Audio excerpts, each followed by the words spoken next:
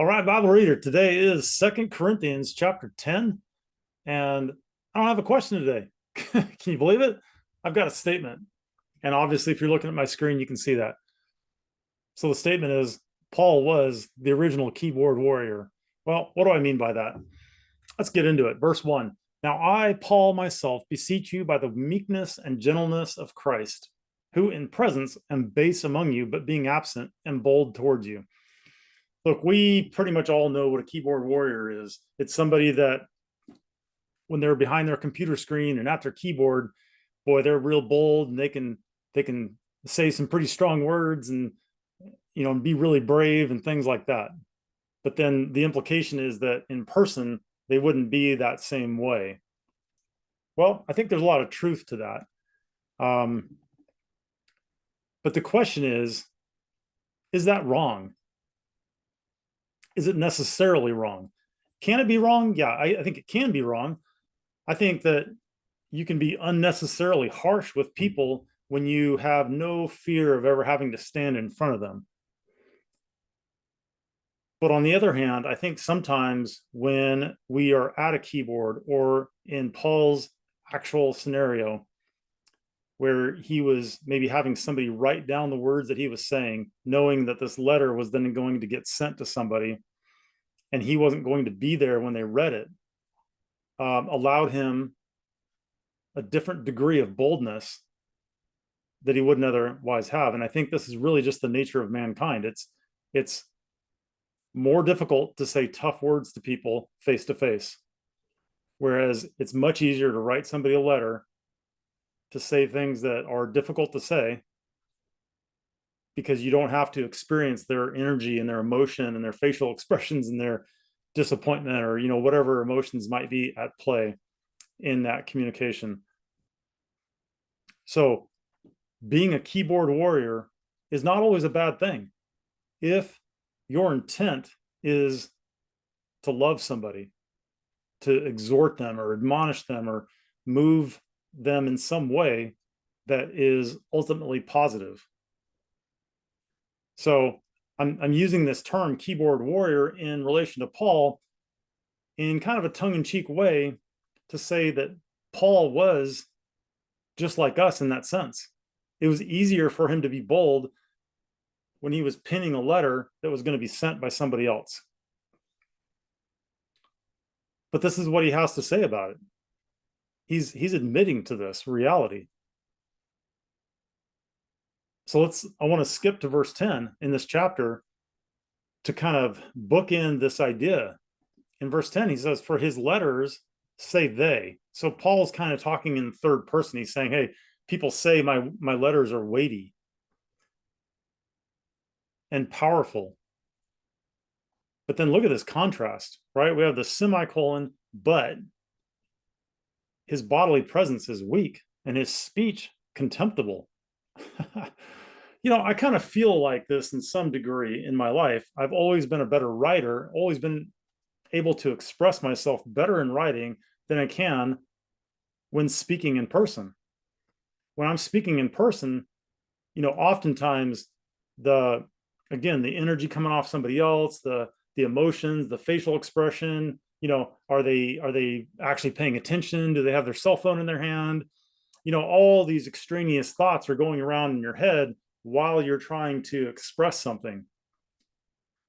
And then if you add to that whatever you're expressing is maybe, really important or, weighty or powerful, to use Paul's words, something that has some kind of emotional attachment.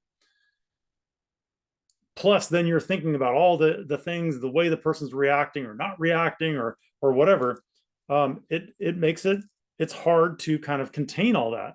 Whereas when you're at a keyboard or you're at a piece of paper and your pencil and it's just you can potentially more accurately collect your thoughts and write down those things in a more cohesive way. You can even make mistakes and then correct it. So you can really get it right. Whereas, when it's live and in person, and maybe you say something the wrong way, and then that gets that person kind of reacting, that kind of thing, like, like telling a woman to calm down. Well, I didn't mean to say calm down. I meant, give me a, right. And and the whole thing comes unwound. So there is power in being a keyboard warrior, as long as your heart's intent is correct. This is something that, I've kind of analyzed in my own life. Like, why am I writing these things? Sometimes I can be really tough on people. There is such a thing as tough love. Sometimes you got to shake people's tree and say, what are you thinking? You're thinking wrong. You're being foolish. Here's why, right? And that can go one of two ways.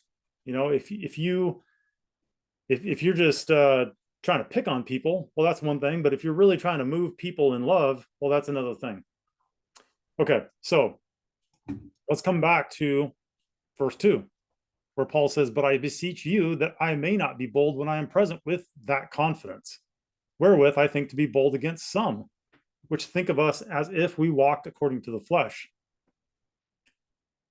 I'm not going to go into this into great detail here, but Paul is making a distinction with the nature of the boldness that he uses,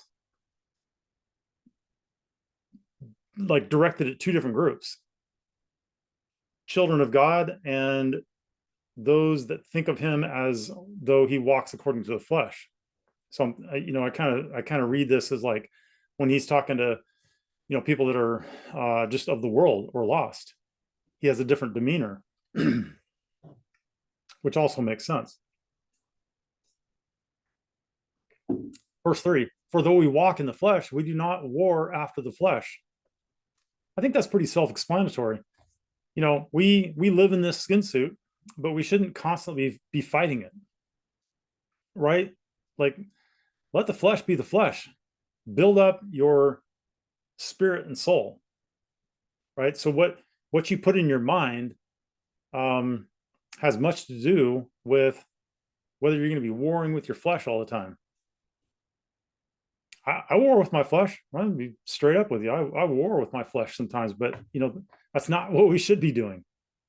I think I war with my flesh less than I used to. And so, we all have kind of that battle that, wherever you're at, doesn't matter. Just keep moving in the right direction. All right. So here's, as I like to point out, because Paul is famous for parenthetical statements. So here we have one. I'm just going to highlight that here. So Paul makes these parenthetical statements often throughout his writings, and it's just one of those things to make a note of. So he says, "For the weapons of our warfare are not carnal, but mighty through God to the pulling down of strongholds." Again, I think this is pretty straightforward. We are not in a physical battle. Carnal means physical. And he's saying for the weapons of our warfare, it's not a physical thing. Okay, if we're to be good soldiers of Jesus Christ, we need to get in a spiritual battle. Verse 5, "Casting down imaginations and every high thing that exalteth itself against the knowledge of God, and bringing into captivity every thought to the obedience of Christ." Hey, that's a high calling. By the way, this verse ends with a semicolon. We're going to come back to that. But think about this: bringing into captivity every thought to the obedience of Christ. That's a high calling. Again, we're never going to be 100% at this. We might not even be 50% at this, but we should be trying, and as a part of the discipline of living the life of a child of God, we should be ever present about taking thoughts into captivity. But more importantly than that, and the thing that I want to highlight in this verse is right here: the knowledge of God. Every high thing that exalteth itself against the knowledge of God. And so my question is, what is the knowledge of God? Let's look at some things. The prophet Samuel told us the Lord is a God of knowledge. So right here, Paul is saying the knowledge of God. Samuel spoke of The Lord is a God of knowledge. And then the Apostle Paul told us that his knowledge was in part. But when that which is perfect is come, then knowing in part would be done away. Let's read the verses. It's just from the previous chapter, 1 Corinthians 13, 9 and 10, where Paul says, for we know in part, and we prophesy in part, but when that which is perfect is come, then that which is in part shall be done away.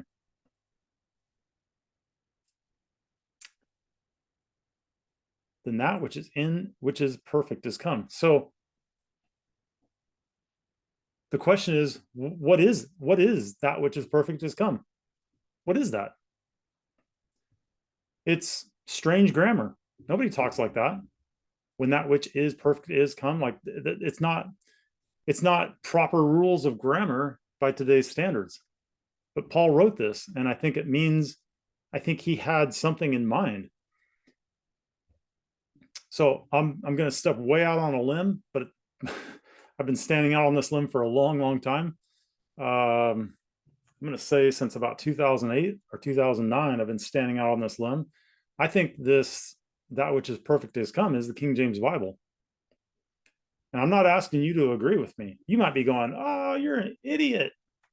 Maybe you went to seminary, or maybe you've been sitting in a church for a decade or more. And they're teaching whatever they're teaching, and you're taking what I just said and reeling from it and saying, I'm never going to listen to this idiot again, and I can't believe he just said that, you know.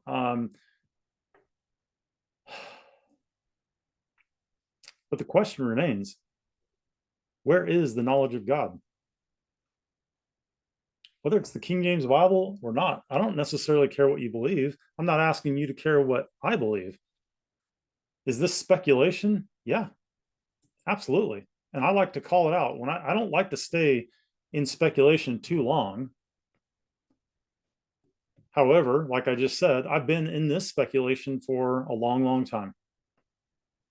I don't get dogmatic about it. I'm not going to beat you up if you don't agree with me that which is perfect is come as the King James Bible. But this is just my working understanding of what Paul meant.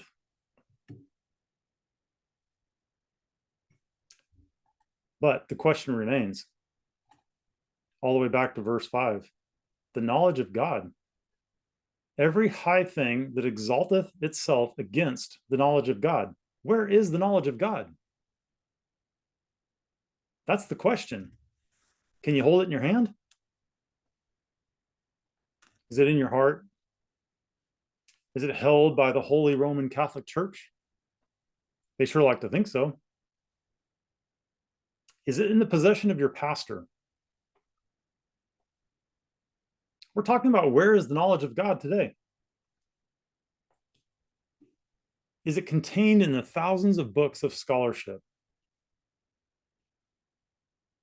Here's a big one. Most churches across the United States, if you go to their website and you look at their What We Believe section, and you scroll down to something about the scriptures of the Bible or whatever they've titled it, and you read what they say, they'll say something along the lines of, we believe that God's word is inspired in the original manuscripts, of which they've never laid eyes on or held in their hands. How does that help you? Have you ever seen the original manuscripts? I'm not talking about pictures online, or you walk through a museum and they had some little scrap of something or other and said, oh, this is the original something or other. I'm not talking about that. Have you ever seen all of the original manuscripts that this thing was created from? No, of course you haven't.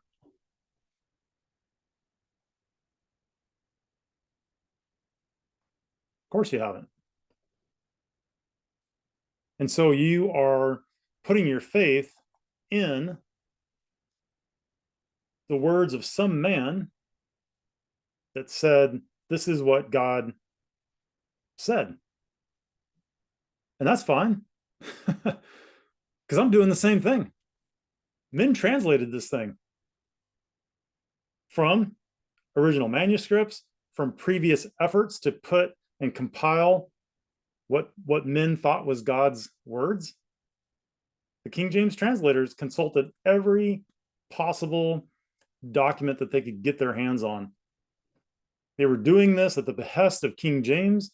And so if you understand anything about King James, whether you like him or hate him or think he was a homo or whatever you think, King James was one of the most prominent men on the planet at the time.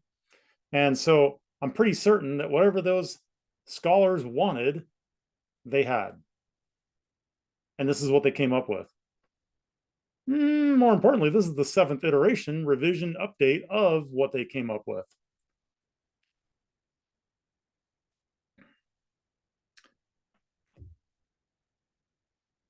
So the question remains, and I'm just going to let it hang out there. I'm not telling you to agree with me. I'm telling you, do the work to answer this for yourself. Where is the knowledge of God? Where is it? Let's move on. Verse 6, and having a readiness to revenge all disobedience when your obedience is fulfilled. So revenge here is, it's not like, oh, I'm going to get back at you. Okay, it's not that kind of revenge. That word can mean that, but in this sense, it's really used to express to, set things right again. And so Paul's saying, he's going to set things right. Verse 7, do you look on the things after the outward appearance? Hey, we all struggle with that, right? We look at things and we decide if we like it or not. If any man trusts to himself that he is Christ's, let him of himself think this again, that he is Christ's. Even so, are we Christ's? That's a mouthful. If any man trust to himself that he is Christ. Okay, so in other words, if you are convinced that you are a child of God, Paul's saying, let him of himself think this again, that as he is Christ, even so are we Christ's. So there was some question about Paul's credibility among these Corinthians. So I got a little challenge for you. Put yourself as a child of God. Try to get in the moment. Put yourself as a child of God in Paul's time. Maybe even go so far as to say, okay, I'm a Corinthian and we just received Paul's letter, or maybe we've had it for a couple of weeks now and we've had an opportunity to read through it. But here's the thing. No one doubted that this man calling himself Paul was once Saul of Tarsus, and that he was a zealous Pharisee. He was a killer of those claiming to believe that Christ was the Messiah. And so of these facts, there was much evidence and testimony. And the proof of that is early on, some of the disciples were afraid of him because they knew that he was this man. He was a zealous Pharisee and he was killing and imprisoning Christians. And so the Corinthians were well aware of that. Now, think about the claims of Paul. Again, stay in that moment of like you're a Corinthian and you're in that group of in Corinth there, and you're this church and you've got Paul's letters. And this is who Paul is, or who Paul is claiming to be to these people. He's claiming that he met the Lord Jesus Christ while on his way to harass believers of this new thing, but no one else saw exactly what he claimed to see. Go read the scriptures I have referenced. Nobody that was with Paul saw a man. Paul said he saw a man. He claimed God changed his name to Paul for some reason. He claimed God made him the minister of the dispensation of the grace of God and was now attempting to give that to you. Again, stay in that moment. You're a Corinthian and you've got Paul's letters and you're maybe questioning, who is this Paul guy and why should we listen to him? Paul claimed to be your apostle, which is somehow different than what the other more legitimate sounding original apostles were saying. He claimed to have been given the mysteries of Christ, something that had been kept secret since the world began. And then Paul had the audacity to tell you to follow him. All the verse references are here. They're in the notes. If you're just listening to this, they're all in the notes. And the things that I just read, this is just a short list of things that Paul claims. And so it's no wonder that people wanted to kill him or chased him off. And it's no wonder that church denominations ignore or minimize him to this very day. And so I conclude in the same way that many people conclude about Jesus Christ. He was either exactly who he said he was, or he is just really a nut job.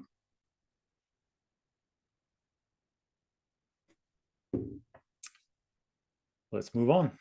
Verse 8, for though I should boast somewhat more of our authority, which the Lord hath given us for edification, and not for your destruction, I should not be ashamed, that I may not seem as if I would terrify you by letters.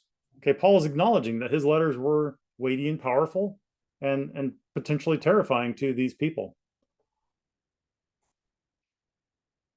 And so verse 10 that we've already looked at, for his letters, say they, are weighty and powerful, but his bodily presence is weak and his speech contemptible. What a contrast.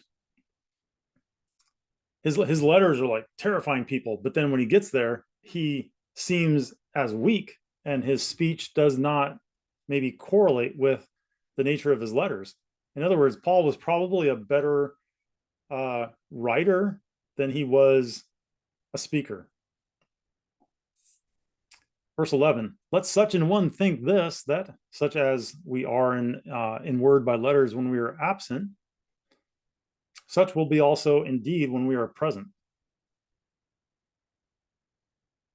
Verse 12, for we dare not. We're going to drill down on that. For we dare not make ourselves of the number or compare ourselves with some that commend themselves, but they, measuring themselves by themselves and comparing themselves among themselves, are not wise. When Paul says, for we dare not, I strongly suggest paying very close attention.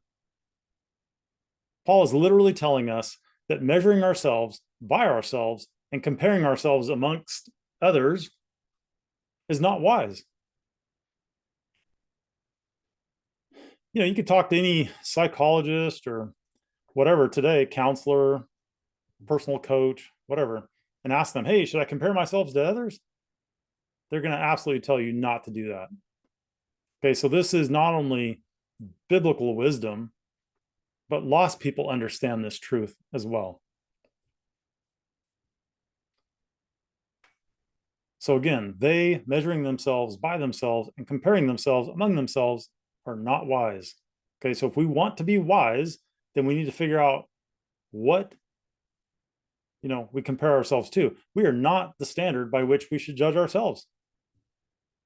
It's one thing to say, hey, I'm better than I was yesterday. Okay, I don't really have a problem with that. But it kind of depends on what better means. And so it's not the best standard. I often talk about it doesn't really matter where you are, it matters what direction you're headed. And that can lend itself to comparing yourself to yourself, but that's not really the point of what I'm trying to say. Let me give you a practical example. If you've only read part of your Bible, well, that's fine. That's a good place to start. But if you've never read the whole thing front to back, well, that would be a move forward, an advancement in your spiritual life and in your relationship with the Lord if you actually honored him by reading his entire words. So it's not a fact to say, oh, I'm better than I used to be back there. It's just simply that you're moving forward. You're running the race, as Paul, nobody that runs a race runs backward. Okay, so that's really my point in those kinds of things. It's not to compare ourselves to ourselves. And certainly we don't want to compare ourselves to other people. We want to run our own race. All right, kind of getting off my notes here, but so let me read this again. We are not the standard by which we should judge ourselves. And if this is true, and I strongly believe that it is, then what is the standard by which we should judge ourselves? That's the paramount question here. What is the standard by which we should judge ourselves? Well, for me, I'm going to go right back to where I said earlier that I've been kind of standing out on this limb for a long time. For me, the standard is the King James Bible. Rightly divided, along dispensational lines. Because if it's just the King James Bible and you try to make the whole thing apply to you, you're going to be a train wreck spiritually. You're going to be confused. You're going to be trying to keep the law and trying to do something with grace and mixing it all up, and it's going to be a mess. So I want to ask you, what is your standard by which to judge yourself? Let's move on. I'm going to do some reading, and then I'm going to recap on the last verse. Verse 13, but we will not boast of things without our measure, but according to the measure of the rule which God hath distributed to us. This is an interesting line. But according to the measure of the rule which God hath distributed to us. Well, what's the rule? You know, when you think about the measure of the rule, okay, we measure things with precision devices. You know, this is a relatively expensive ruler by comparison to, like, you know, a little cheap wood one that you can get at the dollar store. You know, this was probably $5 or $6 or something, and it's accurate. It's a precise rule of measure. And so Paul is saying, according to the measure of the rule which God hath distributed to us. Well, what is that? I could do a whole study on that. Again, I'm going to go right back to this thing.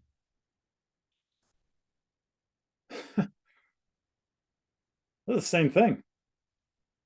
This one just measures lengths of things. This measures who you are as a child of God.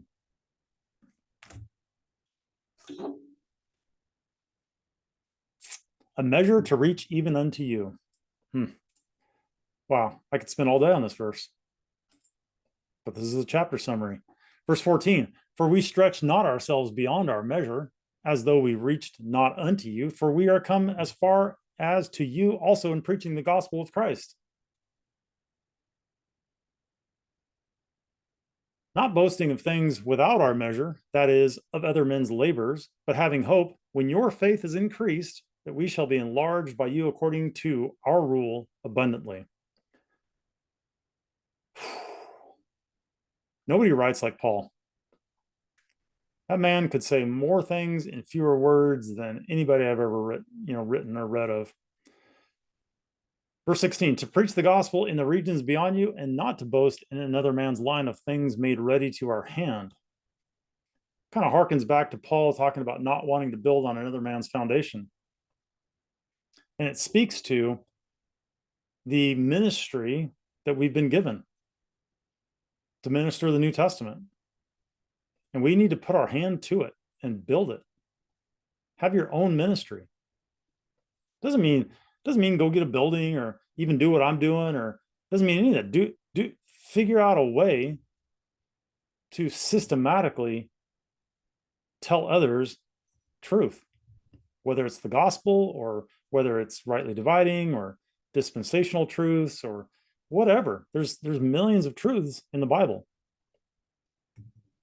But he that glorieth, let him glory in the Lord. Yeah, in other words, just because God showed you something in his word, don't be like, oh, I'm super special because I saw something.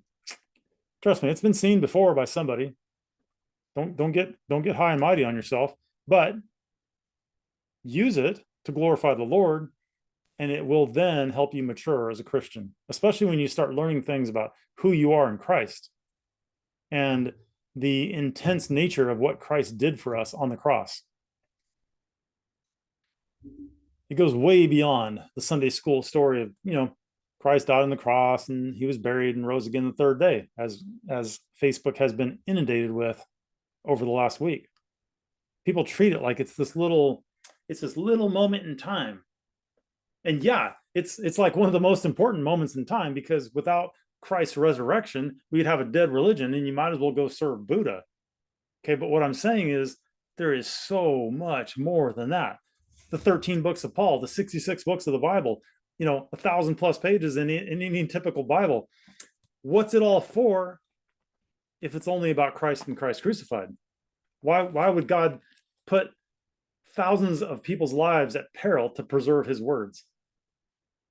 Doesn't make sense. Verse 18, For not he that committeth himself is approved. This is definitely Pauline grammar right here. You know, he could have said, well, it doesn't matter. For not he that committeth himself is approved. Okay, in other words, just because I say, hey, I'm praising myself, therefore I'm approved. That's not how that works. But whom the Lord commendeth. Again, commending ourselves is not wise. We should be seeking the Lord's commending. Study to show thyself approved, a workman that needeth not to be ashamed, rightly dividing the word of truth. So commend is equal to some form of praise. It's certainly the opposite in many ways of being ashamed.